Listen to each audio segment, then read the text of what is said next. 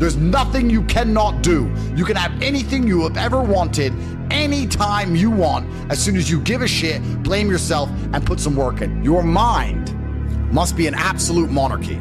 I cannot remember the last time I won anything unless I was winning by force.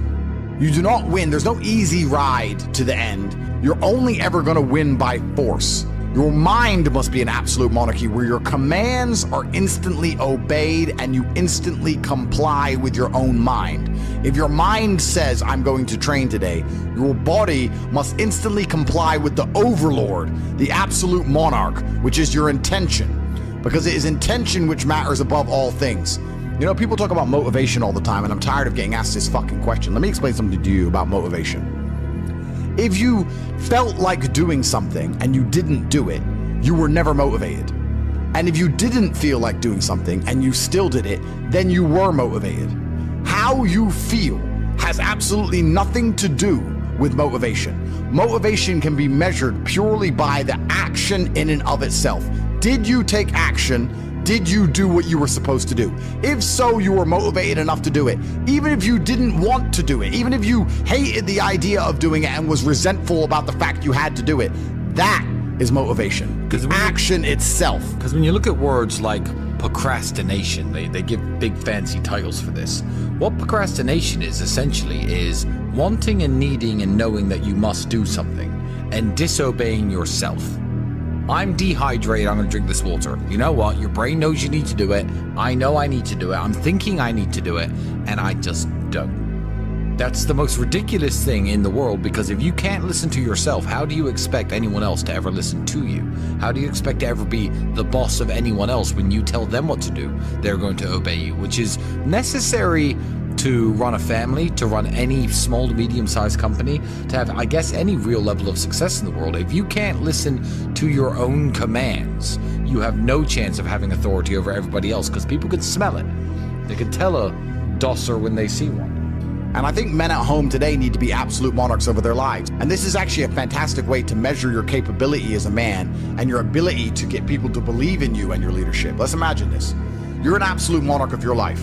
You say what you want to do, you say how you want it to be, you say how you're going to live, you get it done. If a woman decides to stick by you with your absolute instruction and command, then she believes in your leadership. You have shown and demonstrated enough capability, perspicacity, indefatigability for her to sit at home and think, I want to follow this man wherever he is leading me. If she leaves you because you are not bending or breaking to her will, because there's an absolute monarchy that you own, that she is living within, then you're going to find yourself very, very lonely. So a great way to measure your capability as a man is to wake up and say, this is the life I want to live, this is how I'm going to live it, this is what I'm going to do, and see who's sticking around beside you afterwards. See which women are still there for you when you make it very clear how you intend to live your life. So you can live with absolute monarchy and reign as a king, and you're going to find out a lot about your capability, not only from women, but from men too. What men want to stick by you when you say, look, this is how I'm going to live my life, this is what needs to be done, this is the life I'm going to live. That will teach you a lot about yourself in an absolute monarchy, which is why you need the mindset of a king for the exact same reason. You now have an obligation to the people who believe in you. You now have an obligation to yourself, because it is an absolute monarchy that you are in control of. You can no longer delay it. You can no longer procrastinate. You can no longer live in the promise of a better tomorrow, of a perfect future. There is right now, and you have obligations you must fulfill. And I want to make this very important. By fulfilling your obligations to yourself, you default fulfill your obligations to everybody who believes in you and cares about you and loves you and relies on you. By fulfilling your obligations to yourself, you're not trying to get strong and get rich just to buy dumb shit. You're doing that because you owe it to yourself. You're doing that because it's going to please your ancestors and please God and please the universe. And by extension, you are automatically going to become more valuable to everybody else who believes in you, which strengthens your kingdom, strengthens your absolute authority. And there are some times in life as a man, you need absolute authority to be effective. If this house sets on fire, I need to be able to say to my woman, get up, run. I don't have time for her to say why. I don't have time for her to say, where's the fire? Maybe you can put it out. My friend's boyfriend didn't yell at her like that. Why are you being rude to me? There's no time. I gave a command and I expect to be obeyed because it allows me to save her life and mine. If you do not have absolute authority over the people you are providing and protecting, you are not actually effective as a leader at all. I believe everything in the world is a choice. And people will argue with me when I say that. They say, no, I didn't choose to feel this way. And I'll argue back that believing everything is a choice empowers you to make the change. Trying to say that everything is not a choice removes your power and your authority and your responsibility and your capability. So when people sit and say, oh no, I didn't choose this, well then they can't choose to fix it. Whereas if you accept that every single thing about you is a choice, then you get to choose to change it or not. So I think the most powerful thing you can do if you're a depressed or sad person is you can choose to stop being one. And that's the mindset which allows you to be most competitive in the world. Like what even is true and false?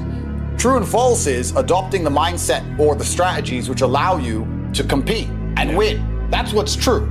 It's like fighting, right? People say lucky punch. There's no such thing as a lucky punch. It landed and you threw it. That's a punch. And that's a punch you've been training for.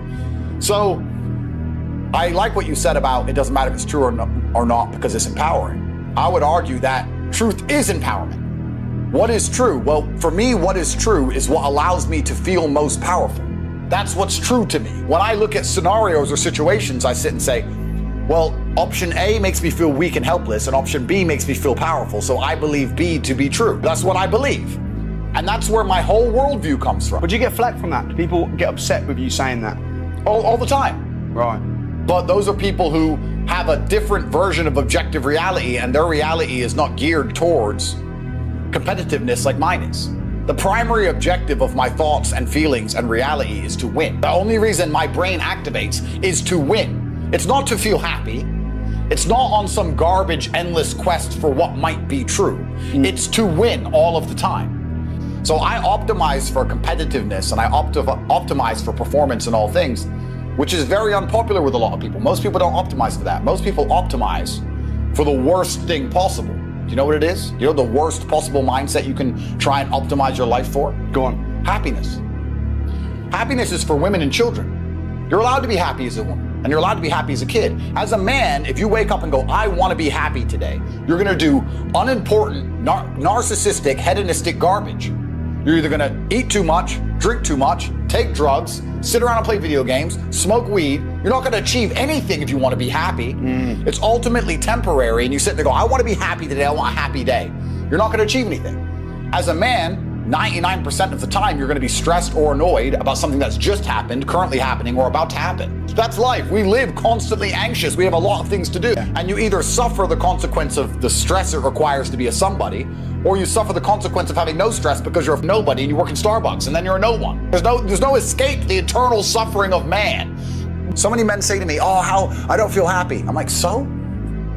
You think I'm happy?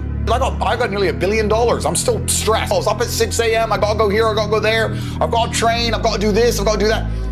At what point do you think you've earned the right to wake up as a man and feel happy? Have men ever been happy?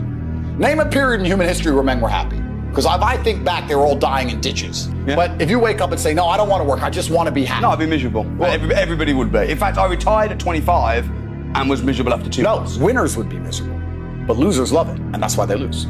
Okay. Losers say all the time, losers have this problem with temporary motivation. A loser will come and say, I really want to change my life. I can't live like this anymore. And they'll mean what they say for about 2 days. And then they're happy to go back to being a loser again. You know, they really want it Monday to Friday, but on the weekend, they're happy to go back to how they were. And that's why they never escape. They never get the terminal velocity required to break free from the atmosphere of mediocrity.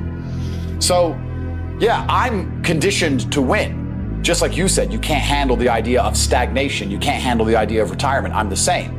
But I'm not going to lie and pretend that that mindset means I live stress-free. In fact, I would argue that I adopt endless stress all of the time because I'm looking for problems to solve, because I'm looking for money to make.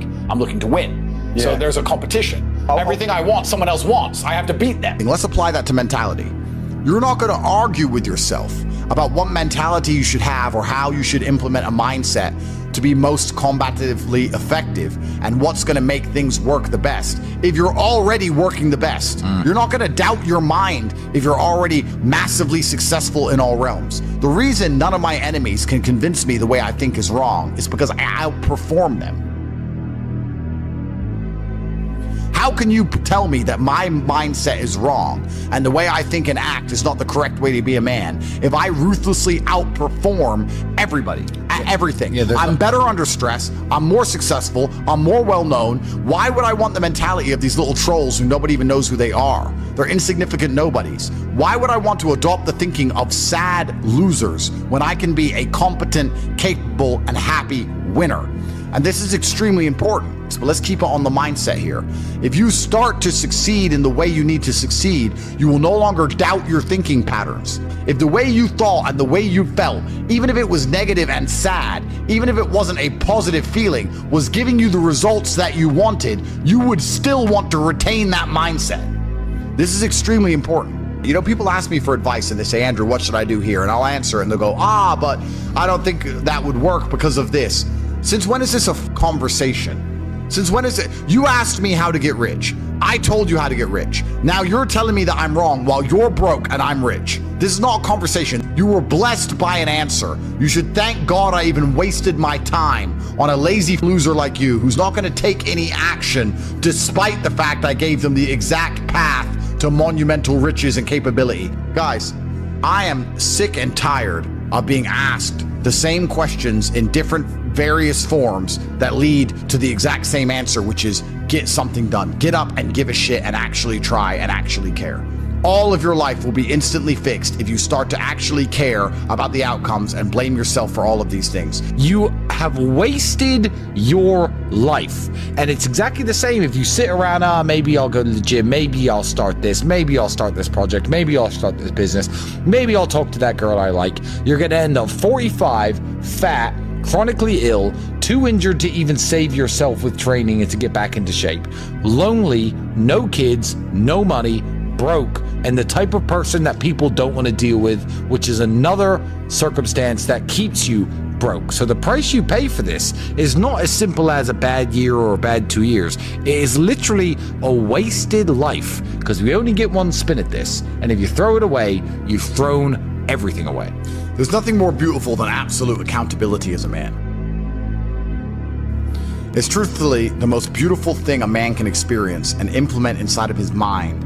Absolute accountability for all things, both the good and the bad, to blame absolutely everything on themselves. I promise you, if you stop making excuses, you stop waiting and praying for some kind of better future, and you wake up every day and say, all of the good in my life is my fault, and all of the bad in my life is my fault, and I'm the only one who can fix this. It's never going to get better by itself.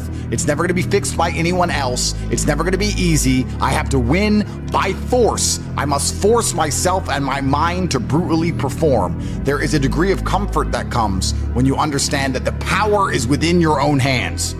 And this is the life you want to live. I've been up at 9 a.m. and in meetings by 10 a.m. till 2, 3, 4 in the morning every single day. It's 2 in the morning. Almost 3.